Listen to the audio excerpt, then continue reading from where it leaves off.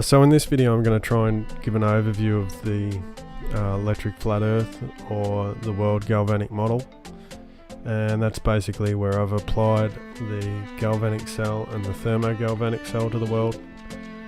If you're not familiar with what a galvanic cell is, or the thermogalvanic cell, then I recommend you stop this video and go and familiarize yourself with those, just to otherwise this won't make a lot of sense. A thermogalvanic cell can be seen as analogous to a concentration cell, but instead of running on differences in the concentration, pressure of the reactants, they make use of differences in the concentrations of thermal energy. The principal application of thermogalvanic cells is the production of electricity from low-temperature heat sources. Their energetic efficiency is low, in the range of 0.1% to 1% for conversion of heat into electricity. So for you guys that do know what the galvanic and the thermogalvanic cell is, we'll try and go through it a bit here. I'll start with the salt bridge. So the salt bridge is the earth, and there are two types of salt bridge, and one is a molten salt bridge, so this is basically where the salt's heated to a molten state, and there's a normal salt bridge which is not heated. So when we apply this to our world, the molten salt bridge would be the magma flowing through the earth. And if you want to get into a little bit more detail with the magma, and you can look up the geoelectric volcanoes or electrically conductive magma. So that's a good area to check out that. As for the ionic flow through the earth, I would suggest that it has a lot to do with aquifers.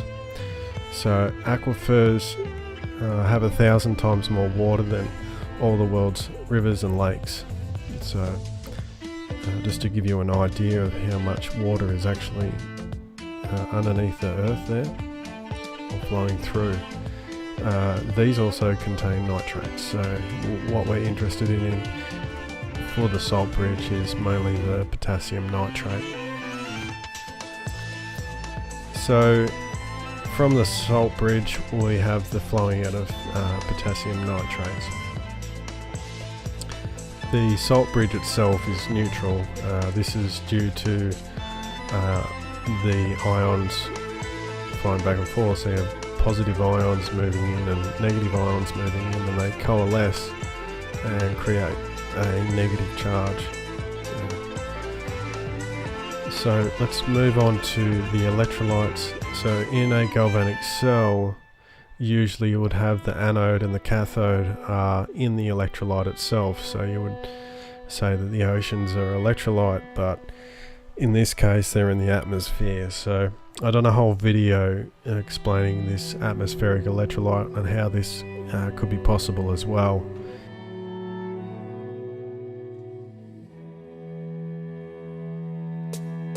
In a galvanic cell or battery, there are three main substances to create electricity.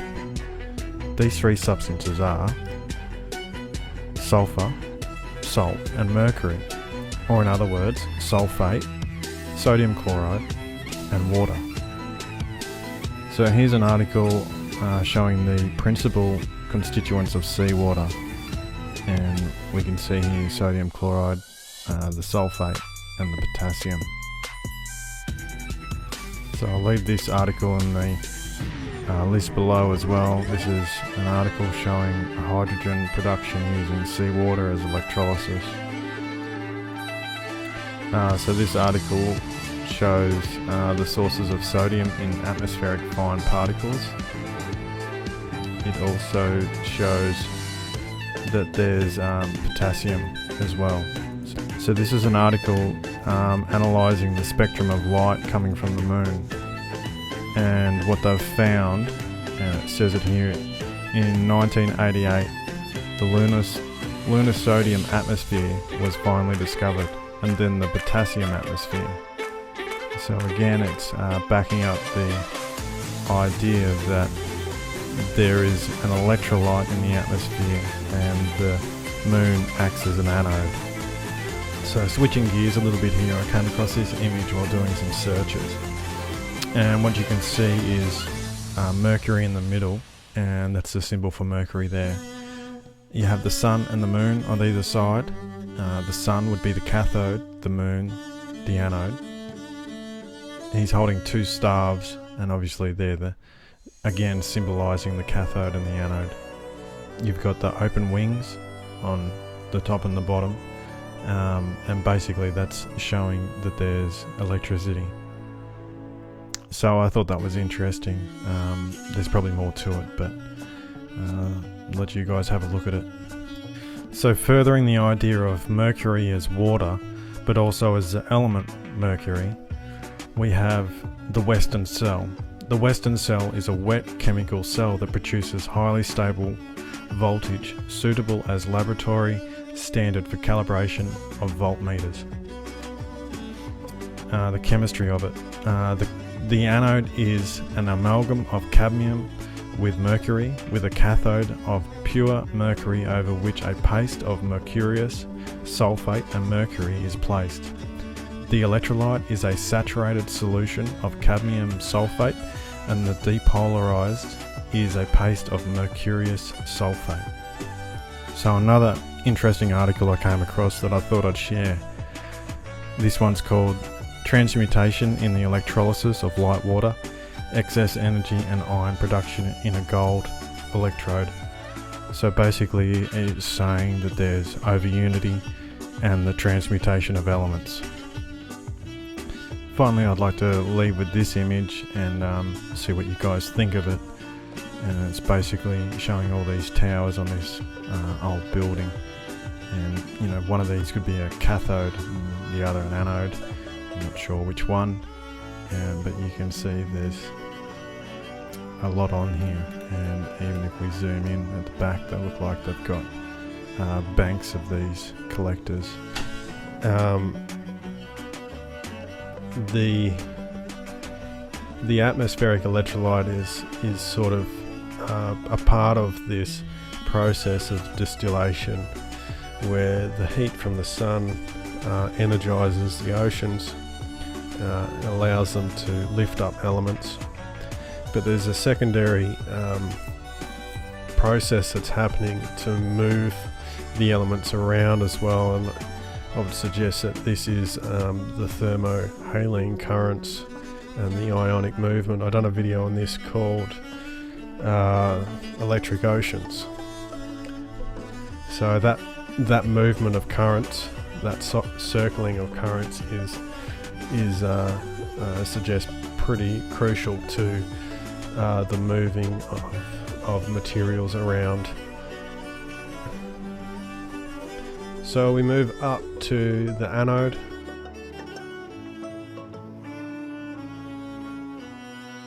Well, now, one thing, you have a theory about the moon, and we expect to be able to get observable facts about the moon fairly soon. What is your theory? Well, it is by now rather more than a theory. 10 or 11 years ago, I stated to various scientists that the moon is not a piece of rock, but it is a plasma phenomena, cosmic plasma, and that this fact will eventually be confirmed. I made certain predictions which were already confirmed in 1958, and the situation now is coming close to a complete confirmation. What will be the result if you're proved to be correct in your theories? The result will be profound and decisive, because it will give proof that a complete re-investigation of the laws of nature is necessary. Because if the moon is a plasma, no man will ever land on it. The soft landing attempts will all fail.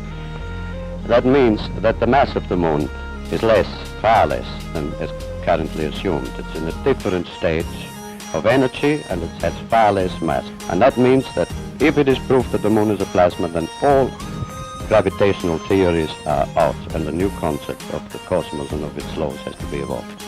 Aren't you being a bit adventurous, though, because you know that we're going to be able to test out your theories on the moon fairly soon? Well, not anymore. 11 years ago, of course, it was rather taking a risk. I was considered a lunatic, of course, but by now the evidence, accumulated evidence, is already so much in my favor that I'm not taking any risks anymore. On the contrary, there is scientific views expressed all over the world now that the moon seems to be of a quite different nature from what was assumed. But the Americans and Russians are thinking of landing men on it. Well, that will never happen. Not on the moon.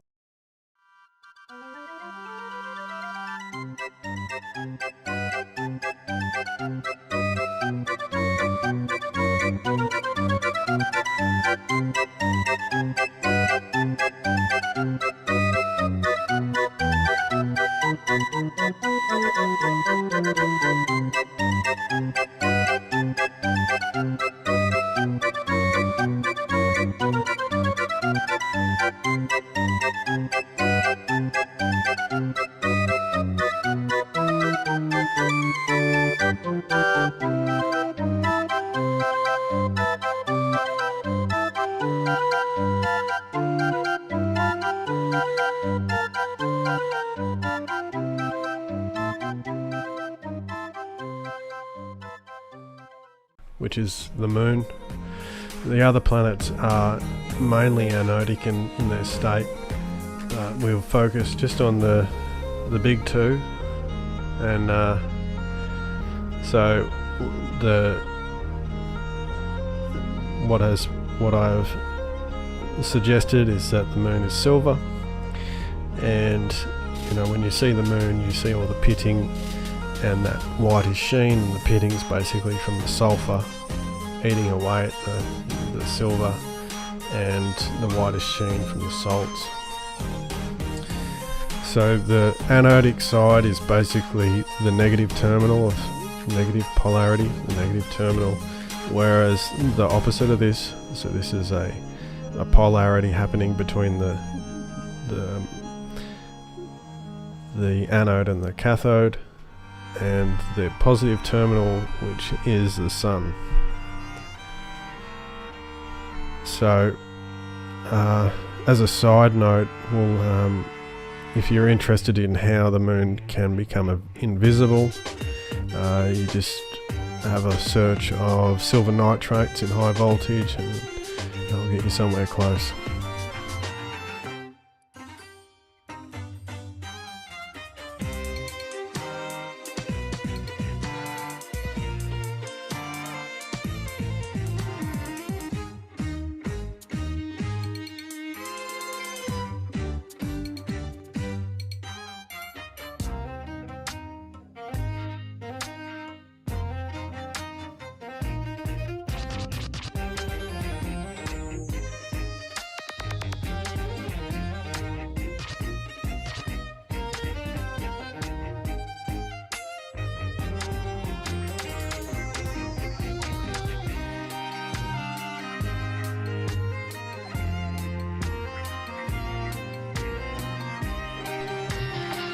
Hi, Blue Fox here. On September 27th, 2015, I took pictures of the eclipse of the moon. I set up my 5-inch telescope using a 17mm eyepiece and took these snapshots. You will notice in the pictures, stars show through the dark portions of the moon. And as I go through them, I'll blow them up a little larger so you can see these stars. I'll point to one. There's a blue star here, a white star. There's another star right here that shows up quite good. And that's that picture. Move on to the next one. You can actually see the stars here. So we'll zoom in and we'll see a red star with a white star right in here. And then there's 3 stars, a white star, a blue star, and another blue star.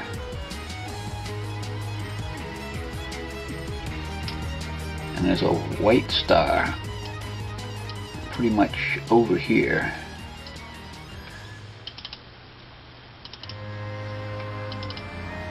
Okay, now this one here, you can see the stars. 1, 2, that's pretty bright. Now zoom in on it. Now there's a red star, white star, showing through the moon, white star, and then blue star again, with another star over here. And as we go further down, we see another blue star and a white star.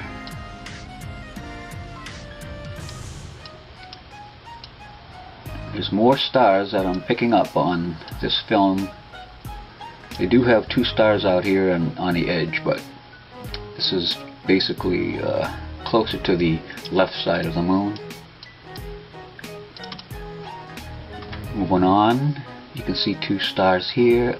There's another star here, 2 stars down the bottom, and another star here. So we'll zoom that up for you. There's the one down the bottom. Some stars shining through. There's another 2 stars. Faint one in the background. And we have this star, blue star, and this white star. Also we have 1 star shining through here. And we look at this, we see the stars shining through again. So the anode side, which would be the cold side in the thermogalvanic cell, there's basically an endothermic reaction. So endothermic means that it's using heat in a chemical reaction. So the chemicals, as far as I can tell, have something to do with saltpeter or ammonium nitrates. So with this endothermic reaction, what it does is it creates a higher electrical resistance. So here in this box here, you'll see higher electrical resistance due to low temperatures from an endothermic reaction. So that's how it's creating more resistance, and you'll see later that this side is creating less resistance. I'll go into how that's working, but so you've got high voltage, high resistance, and an endothermic reaction.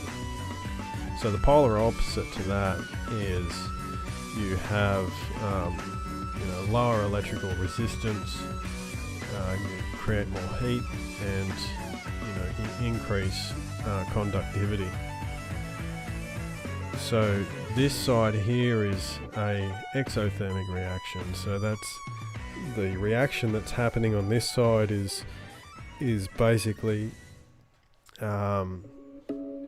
generating heat, and from what I can tell, that is a reaction from sulfur, hydrochloric acid, and salt. And this heating creates basically a molten plasma. So when this heats up, you get a lower electrical resistance due to the molten state, increases conductivity, which increases current. So you're getting more heat, basically. And also from the molten state, the sun's magnetic field generated by the motion of conductive plasma. So all electrical, but it's all chemically driven as well. As a bit of a side note, basically this is from this outward motion of energy. It's basically lighting up the sky like a light globe does, or a fluorescence. It's just exciting the gases around the sun. It's also, I done a little video just the other day on relating these to vacuum tubes. And basically a vacuum tube, you can have a proper vacuum, but you can also have a low pressure vacuum with inert gases in it. So this area up here, there's a a pressure gradient happening as well. So you've got low pressure up the top, high pressure down the bottom. So these are operating in a low pressure system. And that low pressure system also stops arcing across. And you can do a bit of research on that for yourself as well. What happens to sort of high voltage when it's in a low pressure system? You'll see that the arc basically stops.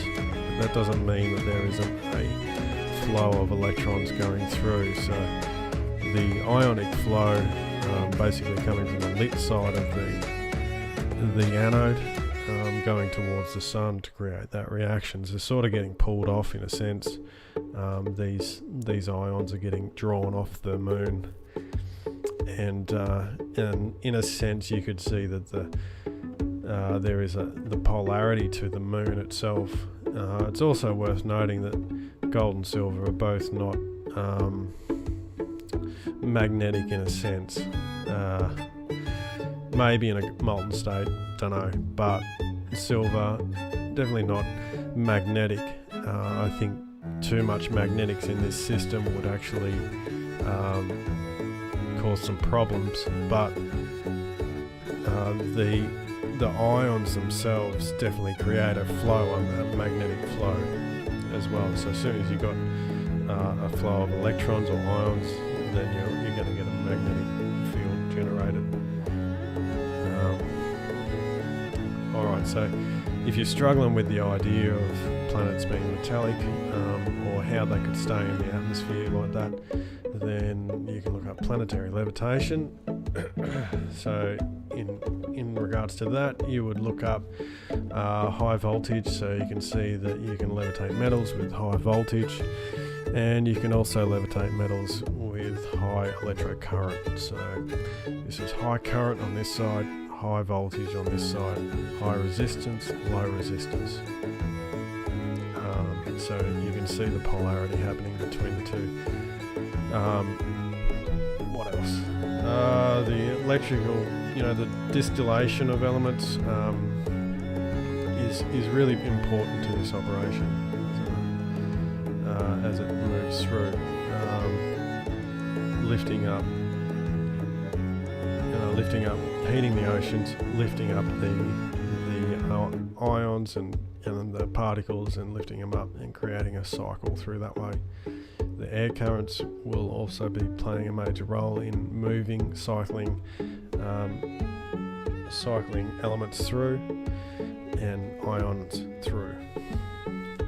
There's also a refinement that happens from this distillation process. So when I say distillation, it's like a heating and then heat and cold, so it's just a pumping action, and it refines things as it moves up to. In regards to sulfates, because sulfates play a major role in both the anode and the cathode, there is sulfates in the oceans, come from the earth, and then there's also sulfates discharged by the volcanoes. So you can see how this sort of system feeds on itself. There's a number of different mechanisms which could be happening to support itself. For you guys that are interested in the toroid type worldview, then this fits perfectly as well. It's basically, you have this dielectric plane, which is the Earth, and then you'd have more positive up this top end and negative down the bottom end, so that's creating that gravity in a sense. Moving on to the manifestation of planets is probably a little bit more complex, but if you dive into the principles of electrolysis, you'll see how this could occur. So basically electrical charges, and it's getting refined out through electricity. So that's a lot of the metals from today are actually derived from the process of electrolysis. So drawing out from a anode that's corrupted in a sense, got lots of different earth elements in it, and then it gets drawn out via electricity to create a pure cathode in a sense. So also, if you want to look at the positioning of how these planets could be positioned, it's part of that system, part of the galvanic system again, and so this gives you a chart of which ones are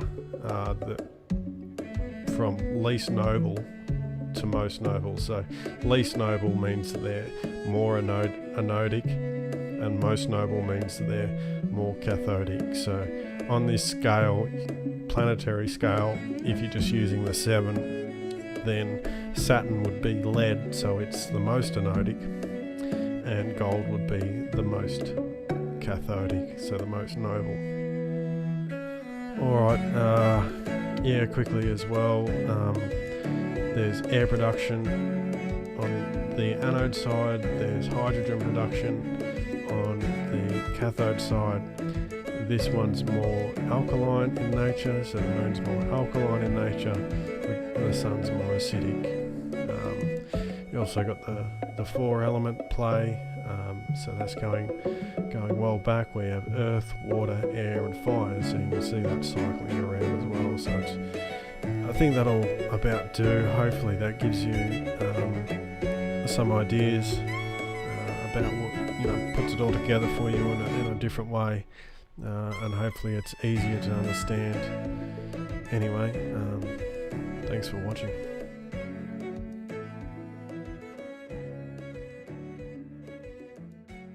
Hi gang! I'd previously demonstrated generating power using atmospheric electricity. A hexacopter was used to lift one end of a wire high up into the air. Meanwhile, the other end of the wire was connected to a corona motor near the ground. Electricity then flowed through the wire and corona motor, making it turn. In this video, I'm going to explain how it works. Much of the following explanation is adapted from Nobel Prize winning physicist Richard Feynman's lecture on physics, a section called Electricity in the Atmosphere. For every meter you go up in the air, the voltage increases by around 100 volts, or we could say around 100 volts per yard. We can draw these voltage increases using what are called equipotential lines. Notice that the ground is negative and the sky is positive with respect to each other. According to Feynman, this extends upward to 50 kilometers, or 31 miles, where the air is very conductive. This is the case in fair weather. In stormy weather, like a thunderstorm, things are quite different, and I won't talk about that here. But if this voltage exists between your head and the ground, why don't you get a shock? The reason is that your body is a good enough electrical conductor that standing on the ground, you're basically a part of the ground. The equipotential lines would look like this. There's still effectively 0 volts between the top of your head and ground. Similar effects happen with trees, buildings, and so on. What about the electric current? A downward electrical current exists and consists of positive ions, molecules or clumps of matter that have a positive charge. These ions are moving slowly toward the ground. The current density from these ions is very small, around 10 microamps, or 10 picoamps, crossing each square meter or yard every second. So in any small area, there's not a lot of power. And that's the explanation about atmospheric electricity adapted from Feynman's lectures. To take advantage of this atmospheric electricity, we electrically connect one end of a wire to the ground and lift the other end up into the air. In our case, we got good results at around 120 meters, or 390 feet up. At 100 volts per meter, or 100 volts per yard, that's 12,000 volts between that height and the ground. But just as with you standing on the ground, the wire is an electrical conductor, and so is also at ground potential. Looking at the equipotential lines around the wire, that voltage of 12,000 volts exists between some distance away from the wire and the wire. You can see that the equipotential lines are closest together at the top of the wire. This means the attraction is strongest there, and electrons make their way upward in the wire. Let's look more closely at the top of the wire. We'd put 6 sharp points using sewing pins at the top of that wire, but for ease of illustration I'll draw just one. Notice that because of the sharp shape at the point, the charges are crowded together at that point. Remember also that there are positively charged ions in the air. An electric field exists between the negative charges on the wire and the positive charges in the air. And we can represent that electric field by drawing lines between pairs of opposite charges. Notice that the electric field lines are closer together near the point, meaning the electric field is stronger there. It's strong enough to remove the negative electrons from the sharp point, where they neutralize positive ions. But due to the voltage, there are fresh positive ions moving downward and fresh negative charges coming up from the wire. We now have electricity flowing through the wire. The electric current in that electricity is very weak though. We didn't measure it, but from my experience with electrostatics, I'd estimate it in the low microamps, or more likely even lower. That's not enough to turn an electromagnetic motor, one like you use in everyday life, but it is enough to turn an electrostatic motor, like this Corona motor. The Corona motor consists of a plastic cylinder surrounded by sharp-edged metal blades. Every second one of those blades is connected to the wire going up into the sky. That means that when the wire starts conducting, those blades are now at whatever voltage the top of the wire is up in the sky, though opposite in polarity, positive. That's why you get a shock when you touch one of those wires. Negative charge is then pulled from the plastic cylinder through a gap between the edge of the blade and the cylinder. That leaves the cylinder with the same charge, and since like charges repel, a repulsion occurs that rotates the cylinder. The next blade is connected to earth ground and becomes negatively charged, and since opposite charges attract, it attracts the charged area of the cylinder. It then neutralizes that charged area by taking electrons from the ground. And that's how atmospheric electricity can power an electrostatic motor like a Corona motor. Well, thanks for watching. See my YouTube channel for more interesting videos like this. That includes one with a more detailed demonstration of this atmospheric electricity in action powering the Corona motor, another showing how this Corona motor was made, and one showing how to generate electricity using a Peltier module. And don't forget to subscribe if you like these videos, or give a thumbs up, share with your social media, or leave a question or comment below. See you in a bit.